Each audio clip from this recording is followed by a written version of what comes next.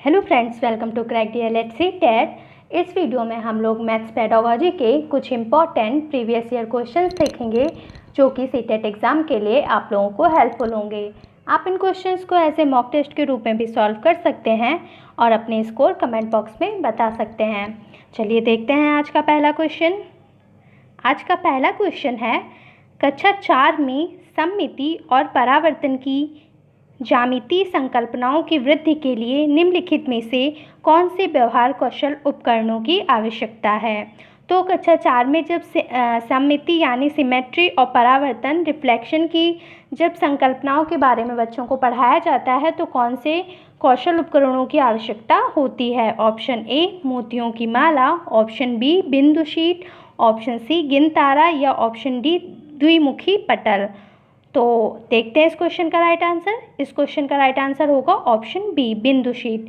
बिंदु शीट इस प्रकार की कुछ एक डॉट टाइप की शीट होती है जिसके द्वारा बच्चों को सिमेट्री बताई जाती है। सिमेट्री यानी 20 से डिवाइड करने पर दोनों तरफ इक्वल पार्ट का आना सिमेट्री कहलाता है। तो बिंदु शीट के द्वारा ही बच्चों को यह आसानी से सिखाया जा सकता है।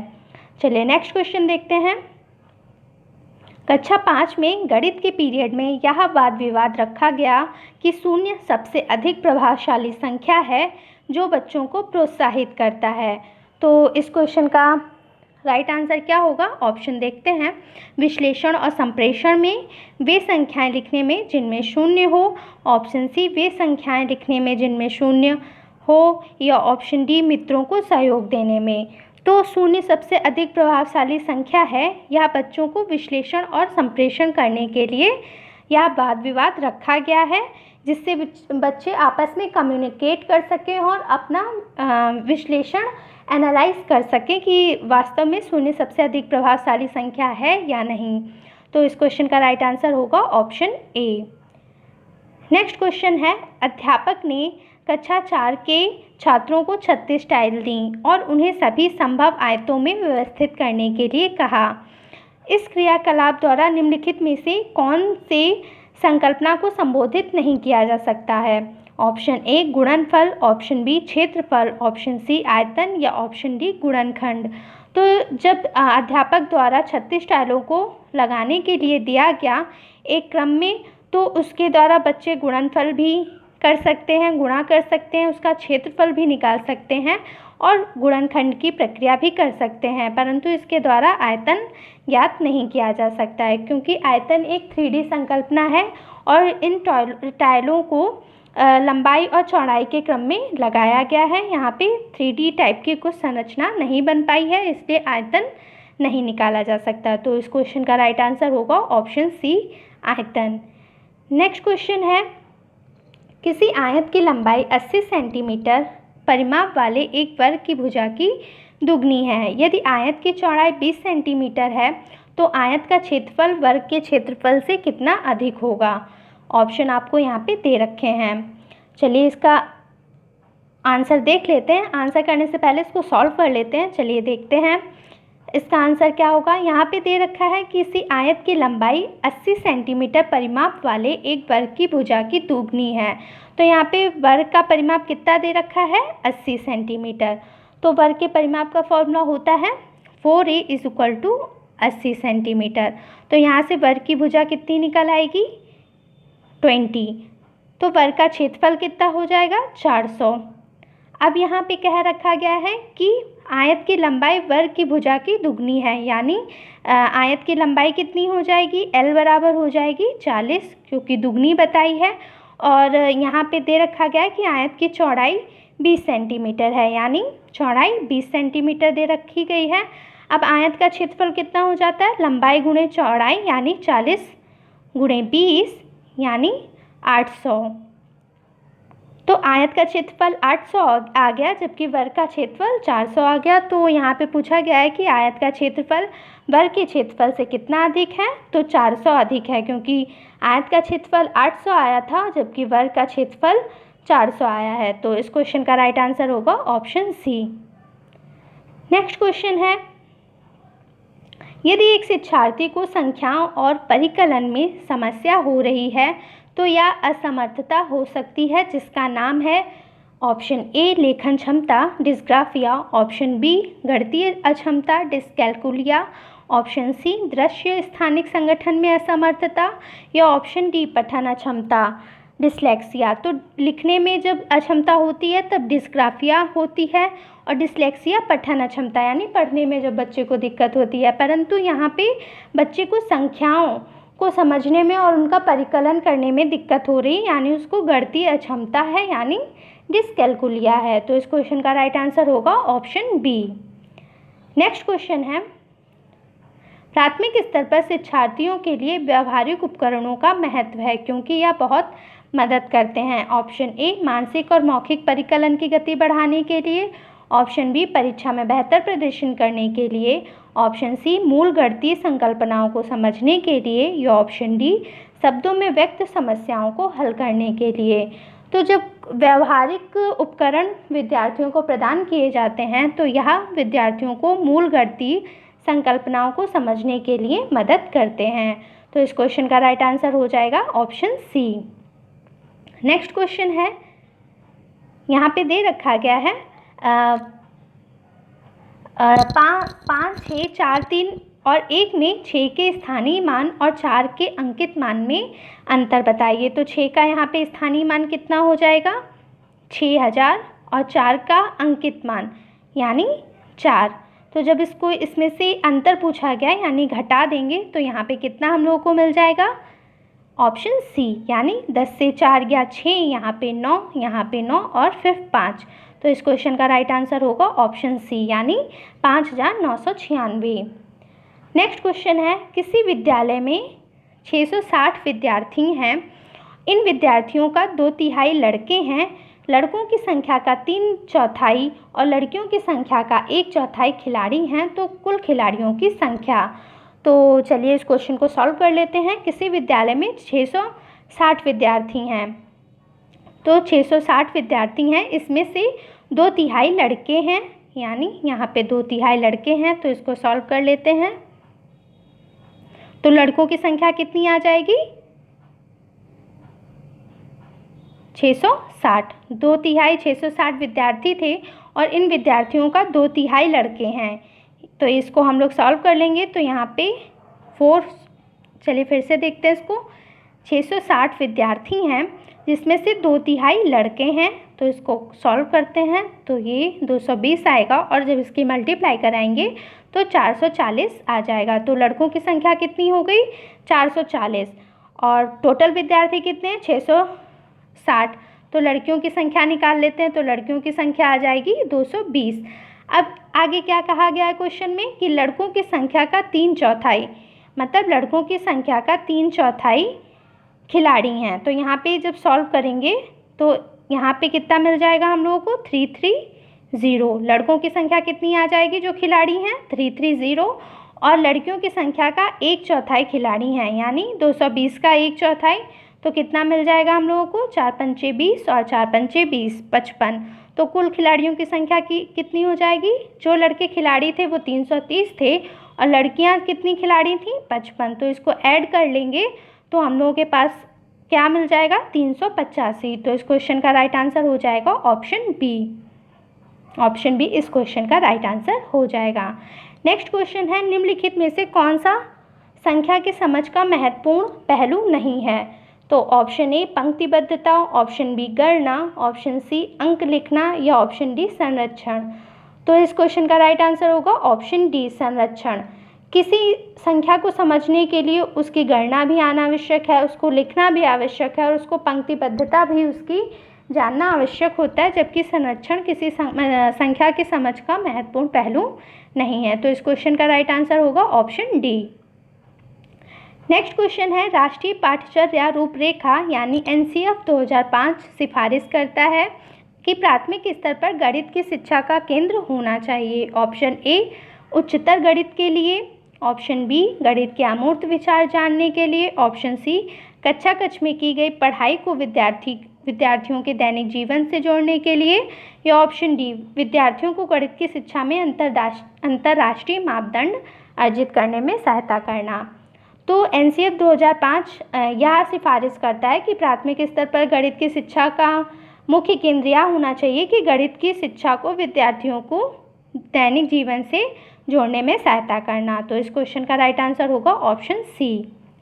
नेक्स्ट क्वेश्चन है, यदि एक शिक्षार्थी पूर्णांकों, भिन्नों और दशमलव संख्याओं पर चारों आधारभूत संक्रियाएं संपन्न करने में समर्थ है तो वह है ऑप्शन ए विभाजनात्मक अवस्था में, ऑप्शन बी उपादान अवस्था में, ऑप्शन सी संक्रियात्मक अवस्था में या ऑप्शन डी परिमाणात्मक अवस्था में। तो जब विद्यार्थी पूर्णांकों को, भिन्नों को और दशमलव संख्याओं को सॉल्व करना सीख गया है, यानी वो जोड़, गुणा, भाग, सारी प्रक्रियाएं सीख गया है, इसलिए वह संक्रियात्मक अवस्था में है। सो इस क्वेश्चन का राइट आंसर होगा ऑप्शन सी।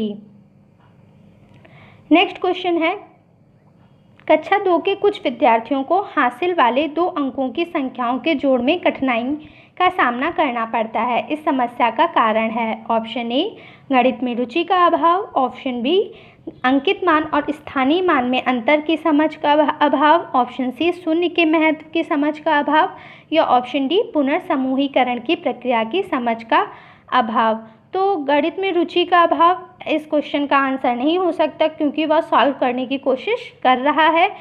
अंकित मान और स्थानीय मान का जोड़ने में कोई मतलब नहीं होता। शून्य की महत्व, ऐसा नहीं है कि जोड़ने वाले, हासिल वाले सवाल उसमें शून्य ही होना आवश्यक है।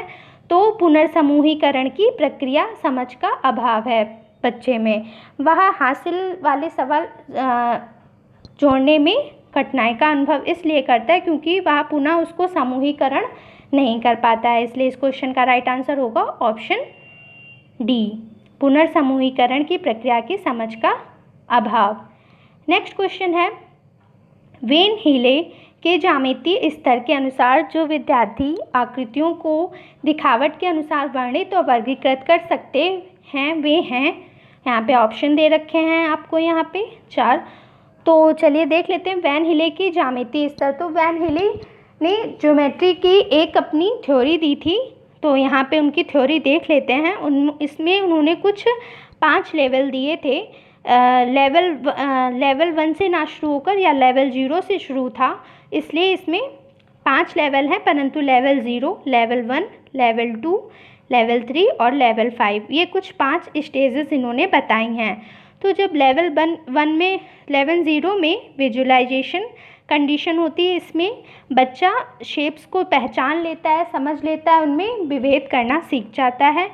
लेवल 1 है एनालिसिस, मतलब वह अब उसमें प्रॉपर्टीज़ को भी, शेप में प्रॉपर्टीज़ को भी सॉल्व करना सीख जाता है। लेवल 2 है इनफॉर्मल डिडक्शन, यानी वो रिलेशनशिप्स अमंग प्रॉपर्टीज़, जो प्रॉपर्टीज़ होती हैं उनमें संबंध बनाना सीख जाता है। और लेवल 3 में वह डिडक्टिव सिस्टम ऑफ प्रॉपर्टीज़, मतलब थ्योरम्स को सॉल्व करना सीख जाता है। और रिगर, तो इसमें एनालिसिस ऑफ डिडक्टिव सिस्टम, वह प्रमेय को, प्रमेय तक समझ को भी विकसित कर लेता है कि यह प्रमेय कहाँ से प्राप्त हुई और इसको और किस स्तर से सॉल्व किया जा सकता है।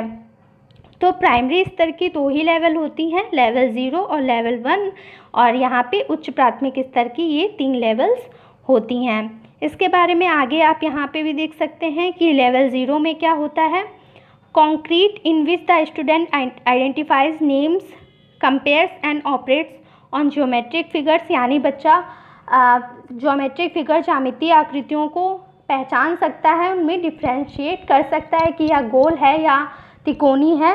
फिर लेवल 1 है, इसमें वह उसमें रिलेशनशिप्स और प्रॉपर्टीज़ और रूल्स भी जानने लगता है। लेवल 2 में वह प्रॉपर्टीज़ को जर्नलाइजेशन फॉर्म में भी प्रयोग कर सकता है कि इस प्रॉपर्टी का प्रयोग कहाँ पे किया जाएगा और किस क्वेश्चंस में किया जाएगा। लेवल 3 में बच्चा थ्योरम्स को प्रूव करना सीख जाता है। और लेवल 4 में अब बच्चा उन प्रमेय को हायर स्टैंडर्ड पर सॉल्व करना सीख जाता है। सो आप ये पढ़ सकते हैं बाद में भी। तो चलिए क्वेश्चन देख लेते हैं क्या है। तो क्वेश्चन था, वैन हीले के ज्यामितीय स्तर के अनुसार जो विद्यार्थी आकृतियों को दिखावट के अनुसार वर्णित और वर्गीकृत कर सकते हैं वे हैं स्तर 1 विश्लेषण, ऑप्शन बी स्तर 2 अनौपचारिक निगमन, ऑप्शन सी स्तर 3 औपचारिक निगमन या ऑप्शन डी स्तर 0 मानसिक चित्रण। तो जैसे कि आप लोगों को पता ही चल गया होगा कि इस क्वेश्चन का राइट आंसर होगा ऑप्शन डी, यानी लेवल 0, जिसमें विजुअलाइजेशन बच्चे आकृति को देख के पहचान सकते हैं और उनमें वर्गीकृत उनको डिफ्रेंशिएट कर सकते हैं कि कौन सी आकृति किस प्रकार की है। नेक्स्ट क्वेश्चन है, प्राथमिक स्तर पर लंबाई को मापना विषय पढ़ाने के लिए कौन सा श्रेणी क्रम उत्तम होगा। तो प्राथमिक स्तर पर जब बच्चे को लंबाई की मापने की संकल्पना पढ़ाई जाती है तो कौन सा श्रेणी क्रम उत्तम होगा। यहाँ पे आप ऑप्शन देख सकते हैं।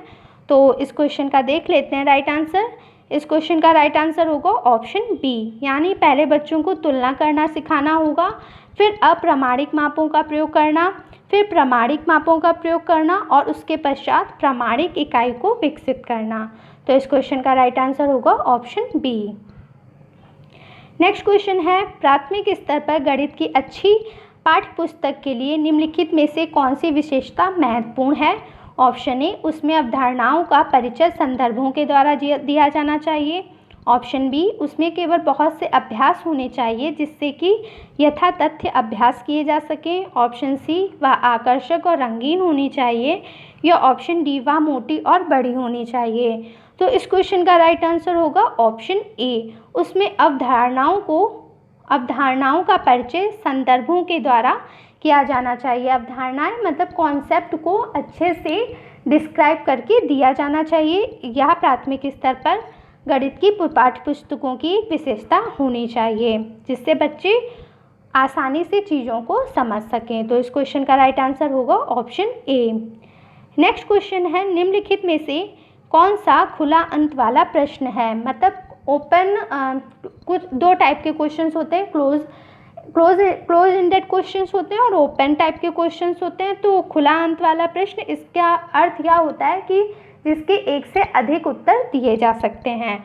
तो ऑप्शन ए है, आप 15 को 3 से गुणा किस प्रकार करेंगे। ऑप्शन बी, कोई दो संख्याएं लिखिए जिनका गुणनफल 45 हो। ऑप्शन सी, संख्या रेखा का प्रयोग करते हुए 3 बार 15 का मान ज्ञात कीजिए। या ऑप्शन डी, 15 गुणे 3 का मान ज्ञात कीजिए। तो यह तो ऑप्शन डायरेक्ट है कि 15 को 3 से मल्टीप्लाई करेंगे तो क्या आएगा, डायरेक्ट इसका आंसर मिल जाएगा। और संख्या रेखा पर भी 3 बार 15 को ईजिली दिखाया जा सकता है। और 15 को 3 से गुणा किस प्रकार करेंगे तो बच्चा आसानी से इस प्रकार गुणा करके आंसर दे देगा। इसलिए इस क्वेश्चन का राइट आंसर होगा ऑप्शन बी। इसमें बच्चे द्वारा एक से अधिक आंसर दिए जा सकते हैं क्योंकि इसमें पूछा गया है कि कोई दो संख्याएं लिखें जिनका गुणनफल 45 हो। तो कुछ बच्चे 9 गुणे 5 बता सकते हैं और कुछ बच्चे 15 गुणे 3 भी बता सकते हैं। तो अलग अलग तरीके से वो आंसर दे सकते हैं इसका। तो इस क्वेश्चन का राइट आंसर होगा ऑप्शन बी। आज के वीडियो में ही इतने ही क्वेश्चन। होपफुली वीडियो अच्छा लगा होगा। वीडियो अच्छा लगा हो तो वीडियो को लाइक कीजिएगा, शेयर कीजिएगा और चैनल को सब्सक्राइब कीजिएगा। मिलते हैं नेक्स्ट वीडियो में। Thanks for watching.